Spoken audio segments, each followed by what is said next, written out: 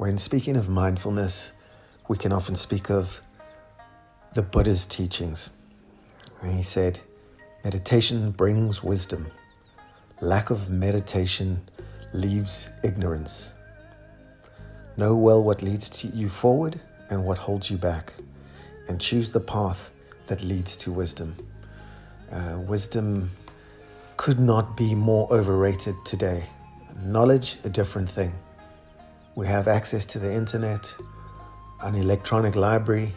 We have very sharp intellects and sharp minds, but they seem to be cutting us down.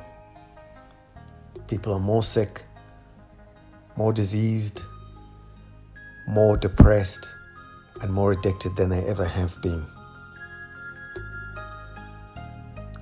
Krishna, another great teacher, said, surely when the mind is agitated, questioning, worrying, dissecting, analyzing, there is no understanding. When there is intensity to understand, the mind is obviously tranquil. So it's looking for those tranquil spaces in between the noise and the hustle and bustle that really make the math equation add up to a successful life. It doesn't seem that we can have the hustle and bustle without the pauses and the engagements. And working 17-hour days is great, and it does lead to success. But I don't know, after seeing what has happened over the last 10 years with clients, if it is sustainable. To be successful, you need to make sure that you are able to sustain your success. There's very little point in making it all, heaping it all together, and then losing it 10, 20 years down the line. Many clients come to me with super wealth and speak of children they haven't spoken to in 5, 10 years, of 3, 4, 5 wives who have left them all alone with all their wealth. As they've moved up corporate ladders, they often find when it's too late and when they're in their 60s, 70s, that they've leaned their ladders against the wrong wall. In this moment, there is beauty of time. In this moment, you are precisely as you should be.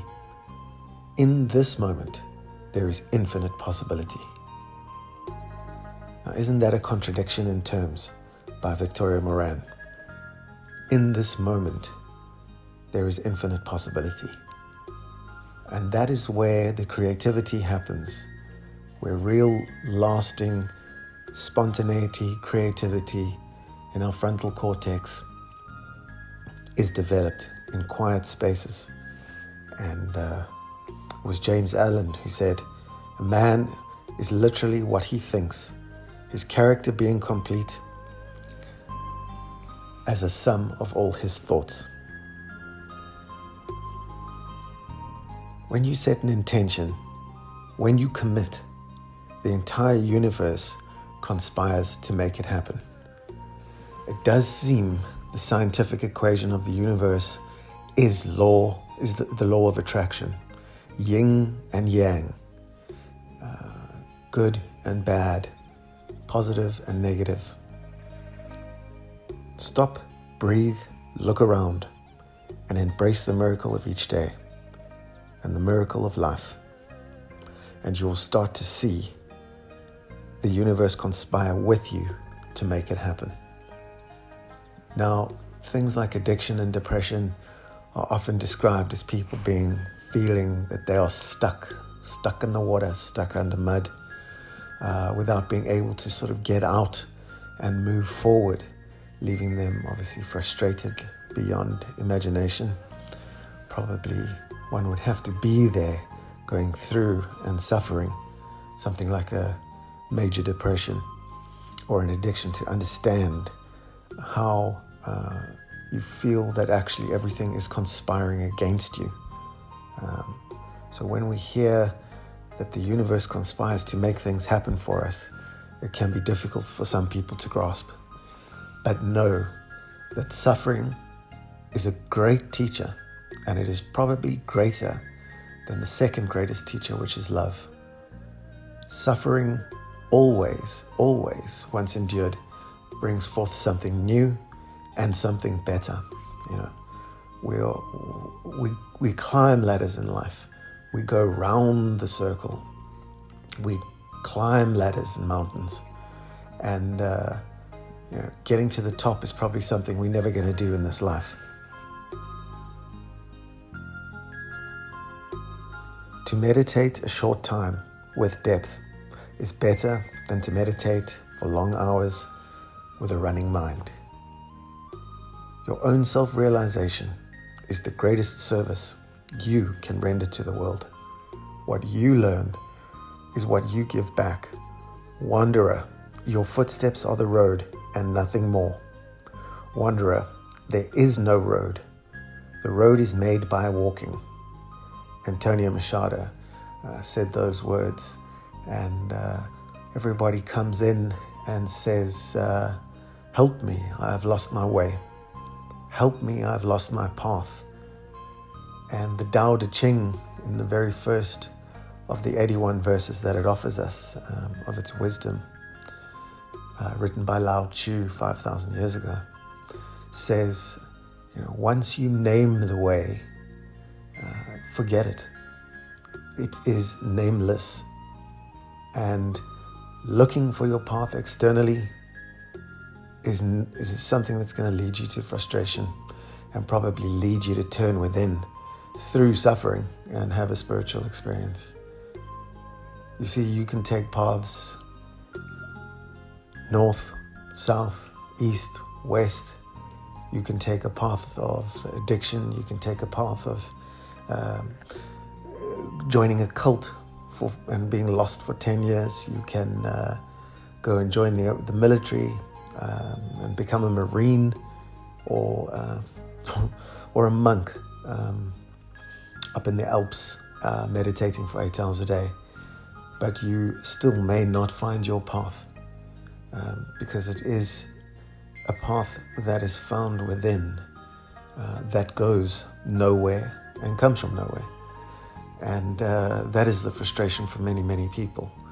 You don't need to tread a path. You need to go nowhere. And in fact, you don't need. All the religions and spiritual teachings do say this. The need is the addiction. The want of more and more and more is the trap. And you can be trapped without even knowing it for 60, 70 years. And there's probably nothing worse than getting to the end of life and realizing that you have taken the wrong road and leaned your ladder against the wrong wall. As Leo Tolstoy said, you know, in Ivan Illich, what if I've lived my life wrong? And speaking to nurses and studying NDEs or near-death experiences, you'll be able to see that people lying on their deathbeds don't ever ask for their gold and silver. They don't ask for their certificates or their stock sheets and records. They want their family.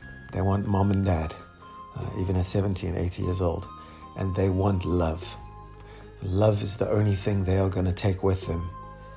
Love was the only thing of value inside them all along. And don't be one of these people, like the article 5 Regrets of the Dying, which is so popular, says, one of these people that don't get it for decade upon decade, relying on finances, social standing, relying on intellect, what you have learned in universities and so on is not enough. There is another side to us that goes well beyond the intellect.